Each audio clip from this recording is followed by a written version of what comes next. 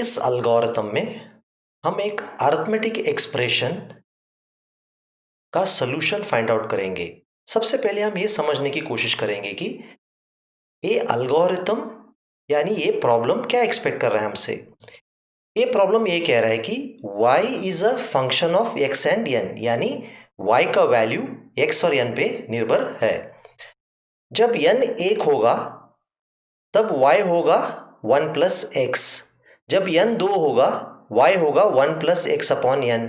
जब n 3 होगा y होगा 1 plus x to the power of n। और n का कोई और वैल्यू के लिए y होगा 1 प्लस n इंटू एक्स। तो अगर हमें इस प्रॉब्लम को सॉल्व करना है, सबसे पहले हमें वेरिएबल्स आइडेंटिफाई करने हैं। कितने चाहिए? हमें केवल 3 वेरिएबल्स चाहिए, x, y और n। अगला स्टेप पे हम क्या करेंगे? यूजर से x और n का वैल्यू मांगेंगे। जैसे हमने x और n का वैल्यू मांग लिया तो अब हम क्या कर सकते हैं? हम डिसीजन ले सकते हैं कि x का वैल्यू क्या है और n का वैल्यू पे y का वैल्यू कैसे कैलकुलेट हो जाएगा।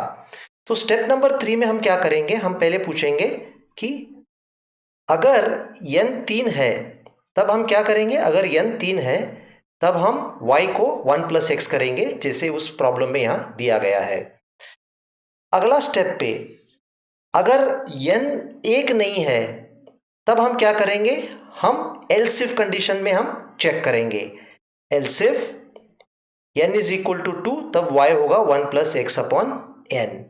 मैंने शायद पिछले स्टेप पे गलत कहा कि n इज इक्वल टू 3, नहीं, n is equal to 1, y is 1 plus x. अगर n 1 भी नहीं है, 2 भी नहीं है, तो क्या हम ये देखना पड़ेगा कि क्या n 3 है। तो और एक एल्स इफ आएगा।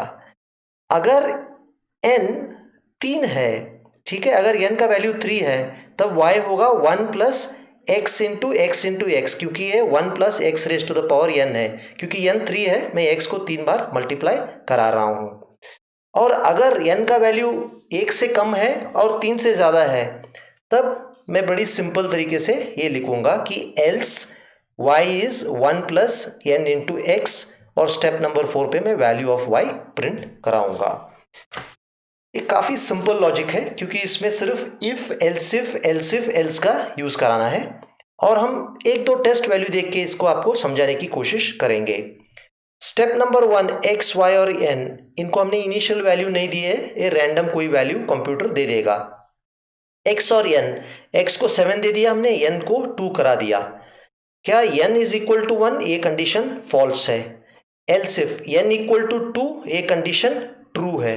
तब क्या होगा? y is equal to 1 plus x upon n, 7 upon 2 क्या होगा?